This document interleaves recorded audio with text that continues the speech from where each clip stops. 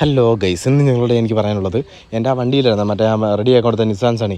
അതിൻ്റെ വർക്ക്ഷോപ്പിൽ നിന്ന് വിളിച്ചായിരുന്നു. അവരെന്തോ ബാറ്ററിയുടെ എന്തോ ഒരു സാധനം മേടിക്കാൻ പോകണമെന്ന് പറഞ്ഞു. ഞാൻ ആ ബാറ്ററി കട ചെന്നു ആ സാധനം മേടിക്കാനായിട്ട്.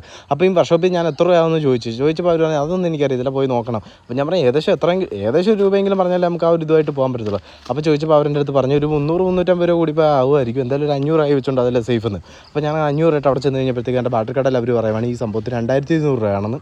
പിന്നെ ഒന്നും പറയണ്ട, ആ 2200 രൂപ ഞാൻ ഒരുപാട് അവിടെ നിന്നിട്ട് വീട്ടുകാരെല്ലാം വിളിച്ച് ഒരുപാട് കഷ്ടപ്പെട്ടു. കാരണം എൻ്റെ കയ്യിലെ ഫണ്ടും എൻ്റെ ഗ്രാൻഡ്മാരൊക്കെ കയ്യിലെ ഫണ്ട് ഓൾമോസ്റ്റ് ആ 12,000 രൂപ ബില്ല് തീർന്നായിരുന്നു 2 ദിവസം മുമ്പ് വന്ന 12,000.